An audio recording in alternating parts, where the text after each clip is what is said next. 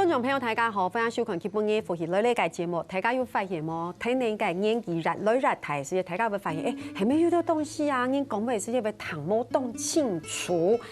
大家哦，系讲要按用嘅问题哦，总得想啊，冇去讲机，其实有可能会越来越严重。啊，有等于咪讲，咁系咪要大家除烫气？有等于咪想，我冇想会大，其实大家系动重绕，因为绕墙多嘅，内边呢度两片咧，大家咧分享，你有按用嘅问题冇？系讲有，你做得样板做，大家咧分享，你今日内边系来自台北丰润除天气嘅中医行听力师分享。大家好，我是听力师张雨涵，今天要跟大家分享听力保健的主题。欢迎我们今天的听力师雨涵，雨涵真的好年轻哦，然后大家都说天哪，怎么有一个这么年轻的听力师？对，不过雨涵是台中东市的客家人，对不对？没错，所以爸爸妈妈是讲大埔腔，对，然后爸爸还会说，还会讲，我妈妈就也是一点点。对，那你堂也是一些些的嘛，听得懂一点点？我听得懂一点点，但不太会说的。其实大埔腔蛮难的，我知道大埔腔的谢谢就是老烂。对，就是我爸说，就是比较四声的，就是腔调都是比较。你会哪一句？就是楼，我爸是念楼烂哦，楼烂，你看我讲不好，对，楼烂。那吃饭好像是讲细爆，就是四声，吃饱了，细爆，你看。台步跳，其实没冇很怪，有一点点难，蛮有趣的。所以其实系类似推重动膝盖，你讲客家音。对，不过现在在台北工作，对不对？对。基本上台家都少改，就是听力师这个工作。其实听力师我们真的很少听过但是事实上听力师是一个很专业的工作。你要不要到台家来简单分享一下听力师到底是做些什么事呢？其实听力师跟其他的医疗的一些像护理师啊，或是职能治疗师、物理治疗师一样，都是需要读专科的学系毕业。那要有1年的实习的时间才能考取我们这个资格。OK。对。那我们其实一般做的工作就包含听力检查，然后还有像头晕、眩晕的检查。哦，对，然后还有包含后续的像我们助听器的验配，跟后面的调整都是听力师的工作。大家谈其他公司会想到下面你谈冇清楚，改世界有去做检查，系冇讲跳难工啊，去做检查。我觉得这真的好重要，因为我发现随着就是年纪的增长，其实听力衰退这件事情其实已经是蛮常见的事情，比例算高，对不对？比如说65岁以上，你们大概观察有多少的人听力衰退的蛮严重的？基本上我会看到的，通常都是听力衰退蛮严重的。对。但其实以研究或者是我们统计来看，确实人数是有慢慢在增加的。对。然后不过有另外一个问题，就是我觉得在华人里面，就是很多的漏眼嘎，黑公听力有问题的时间，也会吃到，哎呀就没关系啦，反正我们这就是老化啊，对不对？就慢慢的。还蛮安静的这样子，可是事实上，这个观念不一定正确哈。我觉得听力有问题，是不是真的要去做检测、去做辅助？因为要不然会越来越严重，对不对？对。好，所以这件事情蛮严重。所以用亲朋友会讲，你真是有拄到你可能会谈冇清楚，切对总得起到讲，哎呀，刚冇相关劳累没谈冇清楚，冇相关，佢可能会染了染痒虫。等下你讲好好的讲，到底谈系讲谈冇清楚会对身体造成什么样的影响？不过。听说，因为我们刚刚特别问到说，也推动动谁给他干你，所以你在诊所服务也会遇到客家乡亲，对不对？有，因为像我们助听器啊，可能佩戴后会回来保养或调整，那我有时候就会跟一些长辈聊天。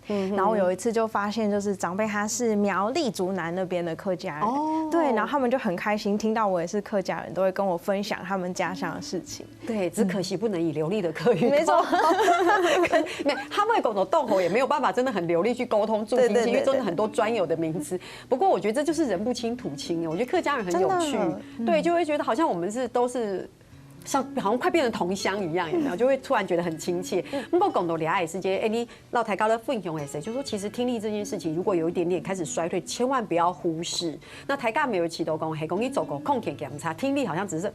是不是有声音？其实不是这样，它其实是一个蛮缜密的一个检测流程，对不对？对，像我们大家可能会以为说，听力检查就是音叉这样锵一下，有听到举手这样。对。那因为像我们目前呢，台湾比较多健康检查的项目是没有包含比较精准的听力检查的。说真的，从来都没有。我每次去如果有检查，就真的只有音叉。等他说哪边呢，我就。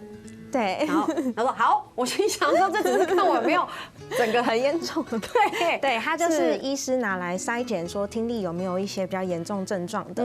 那其实我们在我们的听力中心会做一些比较详尽的检查。那我们会先做一个耳镜检查，就是看说，你的耳朵有没有一些异物，可能有耳垢有没有很多啊，或者是耳膜有没有破裂，或是耳屎啊，对，有没有多到塞住？会有这样的情形吗？有的长辈会多到塞住。OK， 对，然后做完这个耳镜检查，稍微看一下外观之后，会做一个纯音听力检查。是，那它就有点像是说测量你听力的度数，就是请有听到声音就按按钮，看说左右两边可以听到的声音是多小声可以听得见。对。那最后一个检查是语言听力检查，那它就在检查说我们听得到跟听得清楚是不一样的。听到有声音跟你讲话模不模糊不一样。对，这个中间这个纯音听力检查是检查说，有听到声音。那语音听力检查就是在检查说听不听得清楚这样子。所以意思就是说，比如说我们现在讲话，我就会说语言听力检查，你可能会听到我的声音，可是你不是很确定我在讲什么，对吧？是这样的意思。对。哇，所以其实台大有发现其实蛮细腻的。那我举手一下，其实即便我现在觉得我自己听力正常，我也可以去做检测，对不对？也可以，就不用一直等到真的哈什么才去做听力检测，那其实已经蛮严重了，对不对？对。那我们想问一下大家吼，而且我肯定是个乡亲朋友，你做对了想看，你膝盖还没有听力躺改问题？我这边有一个医师帮我们准备的，就是听力的评量表。对，像是像是这个评量表，就是像我们平常会在诊所或听力中心看到的，都是那种已经自己感觉很严重的。那刚刚像主持人讲的一样，就是其实我们平常可以透过这个量表，简单的来看一下，自己有没有一些症状，也可以到诊所或听力中心赶快做一个检测。好，他这边有说，好像是不是超过3项，超过上红就有一点点，对，可以去自我检视一下，对不对？提起点到台高的幕哈，台高上快，你还没讲话的时间，配音讲话好台上调，就是别人讲话要大声一点，好，然后我觉得应该蛮多老人家都会，对，尤其讲电话的时候，那个公车上讲手机有够大声，然后听意思对话的时间还没台高会讲，你讲嘛改啊，咋个讲大遍，就是你再说一遍，对不对？然后对话的时候觉得别人的声音模糊不清，我不太能想象模糊不清的感受是什么。可能是有点像说，有一个人有的人会觉得像在水里听上面的人讲话的感觉，或者是说环境比较吵的时候，你有听到声音，但你一直听不清楚他在说什么。像另外一个比较简单的假设是，可能你在厨房，然后有人在客厅跟你说话，对，然后你一直有听到声音，可是很不清楚。就是有声音哦，可是你听不到他在说什么。好，再来就是多人对话的时候，经常听不清楚对话内容，就现场很多人讲话，就是你完全没有办法辨识，是这种感觉，就有点像刚刚那个听不清楚的感觉，就是很多声音进来，但你听不到你想听的。那第5点其实一样，就是多好超改宽音字行，你谈不清楚平音拱改不，就是你听不清楚。还有接电话的时候听不清楚电话声音，可是你即便很靠近耳朵，对，也听不清楚。对，或者是已经转得很大很大声了，但还是听不清楚。喂，你说什么？或者会这样，对不对？哈，几点？对。那个时候我觉得可能就要稍微检查一下，可他这么靠近耳朵对啊，所以就是一个指标啦，就是如果你已经开到很大声的，但你觉得还是没有很清楚的话，除非距离很近，所以听不到电话铃声跟门铃声。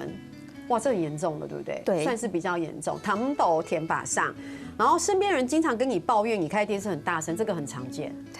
就你看电视可以不要那么大声吗？说我哪有很大声，其实明明很大声。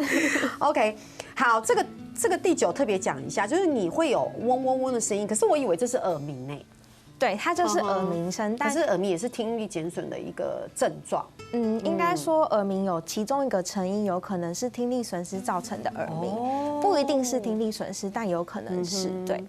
好哦，你大家都会讲，因为天然烟水染落来谈一口，那听力会衰退，其实还有别的原因，对不对？对，例如像环境，对不对？像是长期的工作环境也会造成听损的原因？像这边想跟大家分享的是，大家可能会觉得说，只有长辈、年长者才会有听力损失，其实不是的，就是其实还有一些族群也有这些潜在的风险。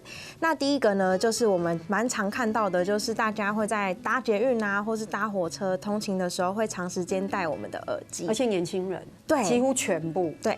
糟糕的这些年轻朋友们，然后再加上可能就是因为长期戴，然后可能火车啊、公车声音都很大声，所以会不自觉的把手机的声音都转得很大。对对，然后你的耳朵就会一直接受很大声的刺激。我坐捷运的时候，我旁边耳机的声音我听得到，对，这样窜出来，这样就是太大声了。对，然后如果长期在一个很吵的环境。像假如说，如果在工厂或者是你可能工地，对，比较吵的环境，其实大声音对我们听力来说都是比较容易会产生一些伤害的。因为你想想看，你整天都在很吵的环境里面，对。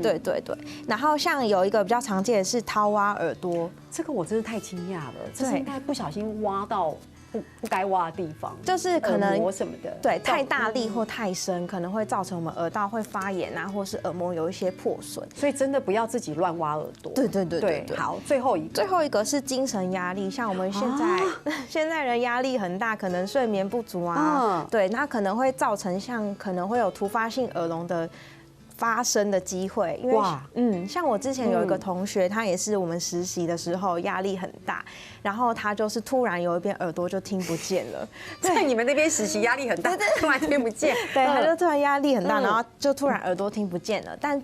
就是幸好他有及时去做治疗，所以他3天内做及时的治疗，他听力后来有恢复。哇，你知哦，那堂内一定应讲哦，还有嘛解做在来讲的，大家先聊下，你等下上来讲。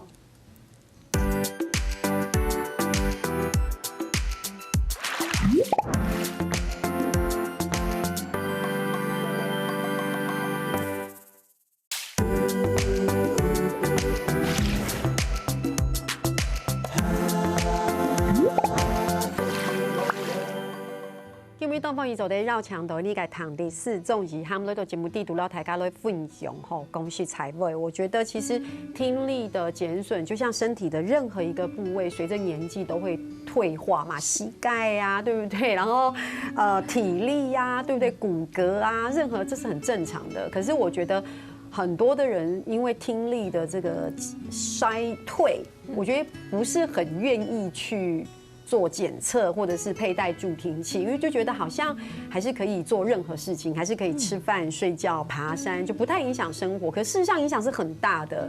例如说，你没有办法听到别人好好的说话，其实你没有办法跟别人有一个很好的交流跟沟通，对不对？然后或者是有时候你走在路上，如果你真的听不清楚周边的声音，比如说车子经过，你也不是很清楚，其实也是会有危险的。对，所以我起到系讲。所有困天时界，乡亲朋友系讲，大家起到去谈东西，因为谈到动庆祝改时节，其实我起到只是好好去请听力师来检查一下，系讲其实做得虚弱诶，未做得改善诶，该是动好，系讲做得像必要会戴助听器，我起到大家未做得去投一张好改助听器来戴，我是觉得其实生活还是可以维持的非常非常好。可就是很多人觉得听不见又还好，又不会怎么样。我觉得大家还是要注意哈，要不然的话，比如说别人想跟你分享事情，或是我讲话我要好大声。对，雨涵，我跟你说，讲完之后，其实我喉咙都要去吃那个喉糖，对不对？好，不过讲到两点，上一段节目雨涵有讲到，就是像有一个朋友，就压力太大，突发性的耳聋，这是令人很惊恐他就突然间听不见了。对，像我这礼拜也有刚好遇到一个个案，也是这样子，也是就是可能。有时候是你可能不自觉自己压力很大，那他就是会突然有一边听不到，然后就会很紧张，一定会的。对，所以大家如果有类似的情况，一定要3天内一定要赶快黄金时间。对，3天内一定要是去耳鼻喉科吗？对，耳鼻喉科。好，系讲大家有发现，突然间一张耳孔谈不到，夹夹是管性上一字女，它是黄金治疗期，对，黄金治疗期，所以有可能因为只是突发性的，它比较容易就被解决了。对不对？有可能。应该说3天内赶快去治疗，它被治疗痊愈的机会是最大的，就是比较容易被完全治疗。对，但也不一定会治疗完成。哇哦，对 ，OK， 你讲提出是款性上是错的哈。不过你俩讲到就是听损状况的影响跟治疗，然后这边我们还带了一个我们耳朵的模型。啊，这个以前可能念书的时候，在这个课本上面有看过。对，其实我们听力损失的原因有很多种。那我从最外面的，就是我们一般可以看到的耳朵，就是肉眼看得到的地方外耳。对，外耳。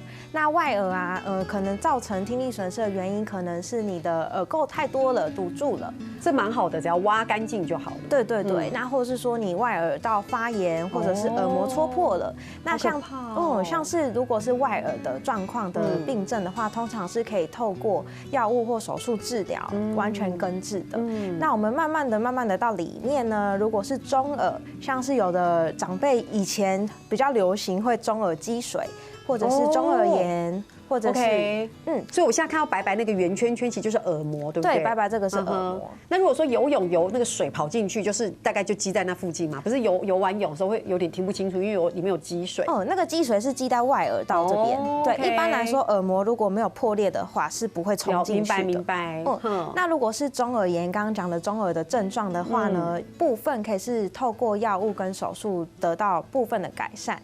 那如果说没有办法完全根治的话，就会建议可以佩戴助听器，因为通常中耳状况的造成的听力损失，佩戴助听器效果会还不错。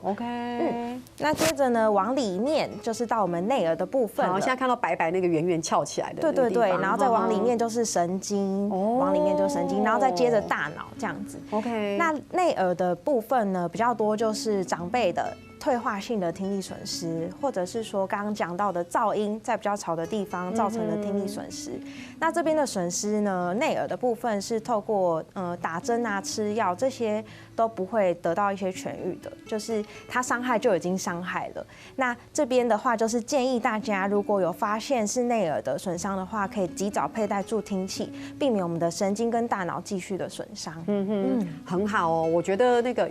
听这个听力师讲，我好像有听到一个重点，及早佩戴。对，所以及早佩戴是有帮助的。是，因为台大围棋斗很多老人家是这样啦。好啦，我现在先等一下啦，我明年再来啦，后年再来。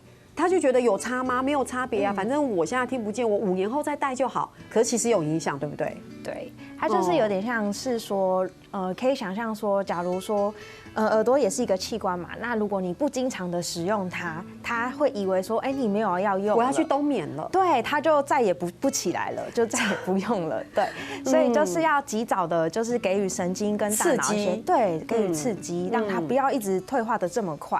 对，所以你要贴贴，然后所有嘅各种朋友来讲，意思是系讲，你俩饲到有问题，大家冇话到讲啊，我现在就冇去赶机，反正冇差，我有戴冇戴，我没安用伊。我大家有第二系讲，你戴你是谈不清楚，你是没有刺激它，其实会起到啊，你以后不用工作了。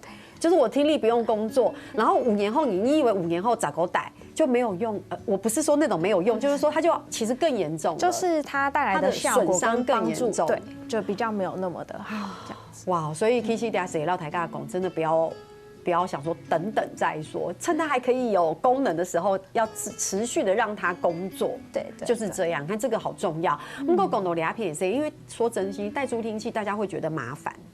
而且也会觉得昂贵，然后呢，我不确定是不是有很多的人也会在心理上面需要调试，这个是有的，对不对？好，那我们我们等一下后面再说，我们先看一下我们现场其实有一些助听器，其实助听器跟大家想的不太一样了，现在，对，像现在的助听器啊，我们先看到最右边的这个啊是。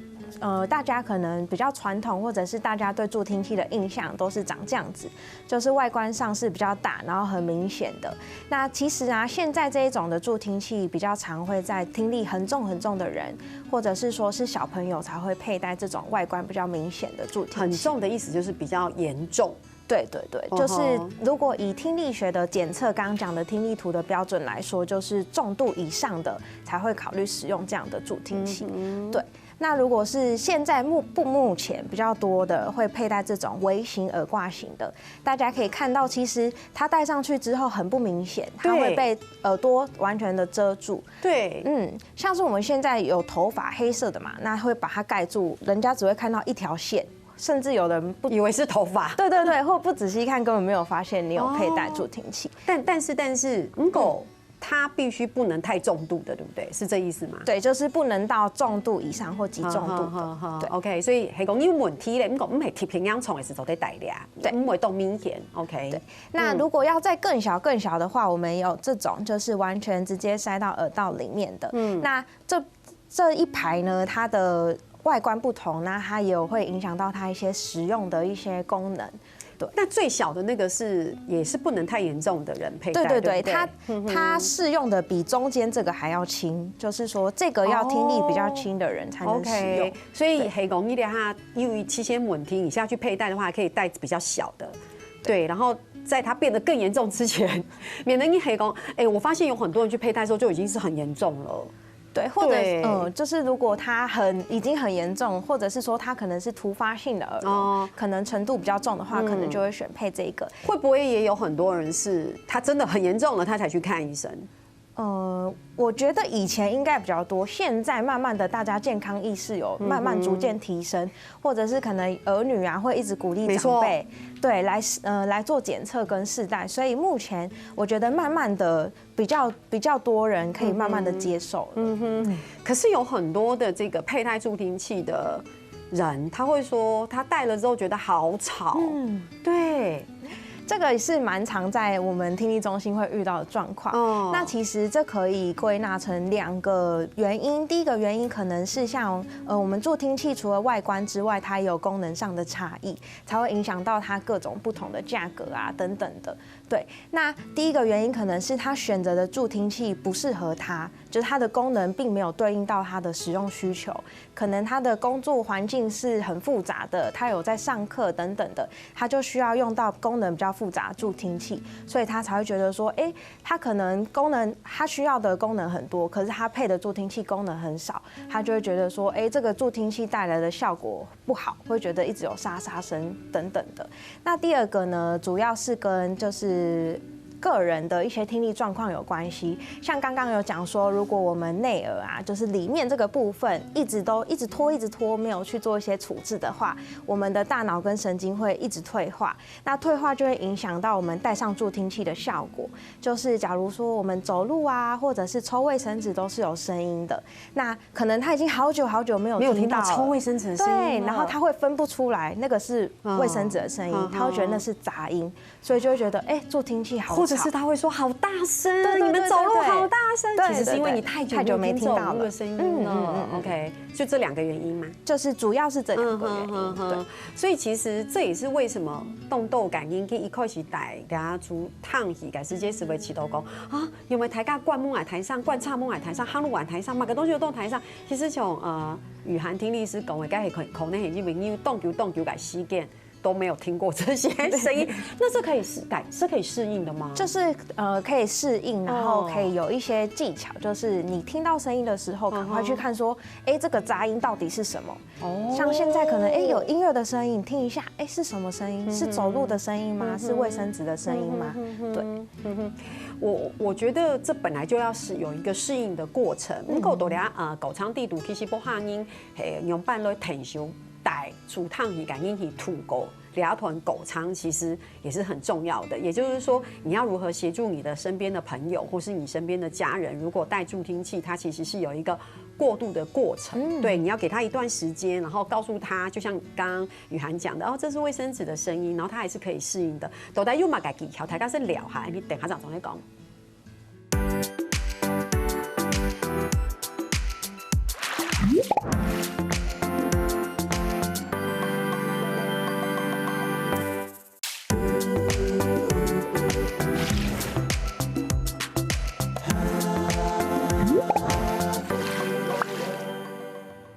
哇，而且我今天这节目实在还太重要嘞！我觉得今天这一集真的太重要了。我觉得大家都太不重视听力的检测跟戴助听器这件事情。我觉得可能也跟华人的个性有关，对，然后也觉得不好意思，然后助听器又没有很便宜，可是。大家係講呢戴除燙器要做啲改善呢燙嘅問題，不是很棒嗎？我們這個等一下還可以再細說一下。講到兩邊係講呢戴除燙也是些感覺唔係很舒服，唔係很鬆手，其實是可以協助他们度过适应期的？对，我们可以怎么做？像是比较常见的，像大家可能会想说，戴助听器之前啊，都会习惯跟家人朋友讲话很大声，超大声。对，但其实现在戴上助听器之后，我们就不用讲的那么大声了，就是主要还是要慢慢说，然后一个字一个字讲，音量就跟你平常跟你其他朋友讲话的音量就可以了。对，因为现在朋友家人啊已经戴上助听器了，声音已经是够的了，所以主要就是要慢慢说。那假如说举例来说好了，我可能问你说，你今天晚上想要吃什么料理吗？这样就很长嘛，那你可能可以换成说晚餐想吃什么，就是变比较短一点。对对对。那如果你发现变短了还是不行，就可以试着换句话说，可能说晚上想吃面吗之类的，就是换一句话说说看。对，那另外一个就是像如果没佩戴助听器，是不是也要这样？对对对，就是没佩戴助听器也不能讲很快啊，然后句子要清楚简短。但佩戴助听器更要这样，对不对？对，就是大家就是要尽量慢慢说，因为大家现在都可能讲话都很快，对。那另外一个可能就是距离不要太远，因为像助听器它最佳收音范围大概是1到2公尺，大家可能就想说，戴上助听器应该是变成顺风耳了吧？就在很远很远的地方跟朋友讲话，但其实根本就是没有办法收那么远，因为声音的品质可能没有那么好。明白。对。那另外一个比较重要就是尽量可以面对面的沟通，嘴型。对对对，可以透过一些面部表情啊，或者是面对面，其实助听器它收音的范围才是比较好的。面对面，对对对，比如说你可能在不同的方向还是会有影响。对对 ，OK， 所以这样子是家人的贴心行为，对不对？然后但是自己也要学习去适应，对不对？所以其实吼吼老不哈感音讲，吼吼都够痛，黑猫他就会觉得哇，我戴了助听器其实变得更辛苦，因为好吵，好不舒服。然后我是觉得这个地方就是你适应了一段时间之后，也许就不会这么的不舒适，也我觉得很棒。不过讲到了，为什么听说讲系讲有爱用个问题听说会带助烫气咧？因为其实你有可能会让用到你个性体，我们说会影响到一些身心的问题。对，像是最比较常见就是因为有一些个案会跟我说，因为他在他听力损失之前，他很常会参加一些活动啊，但其实他自从他有听力损失之后，他觉得说，他都会很害怕去参加一些活动，因为他听不清楚别人说什么，所以他就是会比较像社交隔离，就是不敢出门。对，那其他比较隐性的问题，像是安全问题，就是有的时候个案会跟我分享说，他觉得走在路上的时候，觉得车子还离得很远。听起来很小声，离得很远，其实很近。对，他一转头，车子已经在旁边了，好可怕。对对对。那另外一个近几年比较多人讨论的是关于失智症的风险。对对对，因为有研究指出说，听力损失的人比没有听力损失的人得到失智症的风险是多出3到5倍的。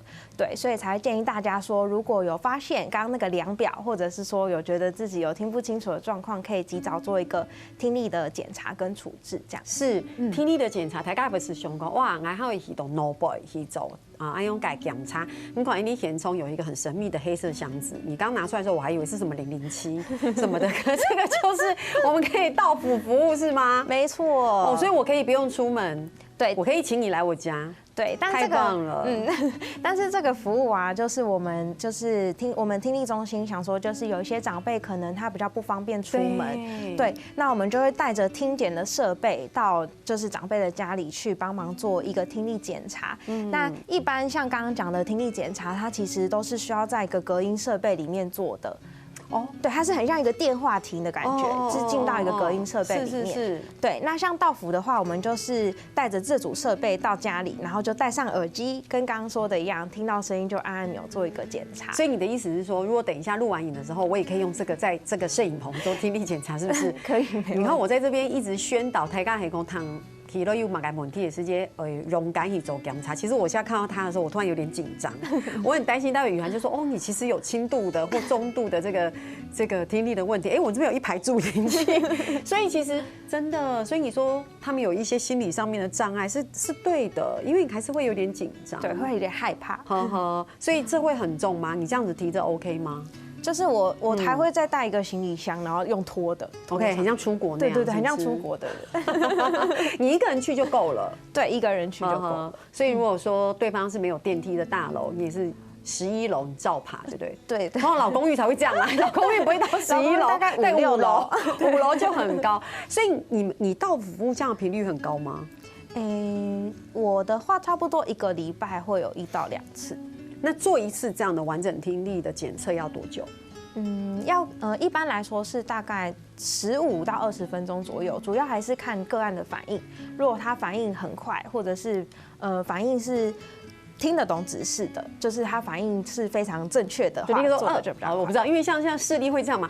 右边，然后就立刻回答说哦这个 OK， 但有时候那个视力检查很久，说这个缺口好像有又好像没有，好像有好像没有，就好像是右边，而且因为我自己近视，然后我做视力检查的时候，我就说好像是右边，我心里想说我讲好像要干嘛，其实也没差，对就对，不对就不对。好，所以这个是一个到府服务，所以打电话预约就可以了，对哈，所以其实。雨涵虽然讲可能咧肺伤嘅後生，不過其實佢接觸嘅那肺傷嘅多，其實身邊有很多案例可以分享，對不對？有沒有什麼特別的案例？像我最近有遇到一個比較特別的是，他是一個京劇老師，那他今年已經100歲了。对，然后真的对，然后他的学生，他很多个学生，就好那一天他们就是想要办一个生日宴，然后有20-30个学生回来，然后他们就想说，他们一直知道老师有听力损失，然后其实这个100岁的京剧老师已经有轻度的失智了，对，但其实你跟他讲话聊天，他还是会有反应。可他很厉害耶，100岁，对，轻度，然后100岁还要去做听力检测，一般人就觉得。算了，对吧？但是因为他的学生想说，难得的生日宴，想要让大家就是让老师可以参与其中，所以他们就预约这个到府服务，所以我就拖着这一箱去那个老师家里帮老师做听力检查，然后帮他调。这个经验好特别，所以没有先跟你说。对。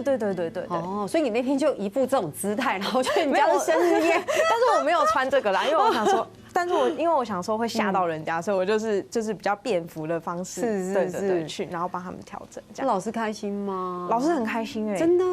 那你帮老师检测完毕之后，老师100岁，他的听力的减损程度是怎么样？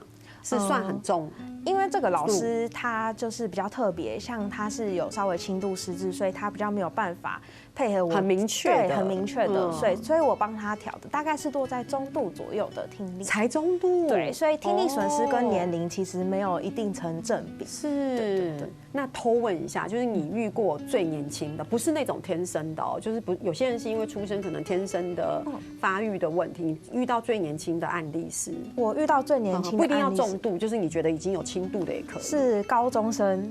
就是他来做检查的时候，我就问他说：“你怎么会过来？”他每天都在听 rock and roll， 他每天都听一整天。你看，对，我真的是乱猜到，你看这就是外在的影响，对不对？哇，够重挺很容易挡贵你哦，这真的会有影响哦。那这个我们其实还有动改骨石头的不影响，所以到台家来讲一下，我们要保养。福气便利贴，因为到台高的狗，我们还是要保养啊，对不对？我们现在讲的是发生之后怎么办？那我们要如何保养？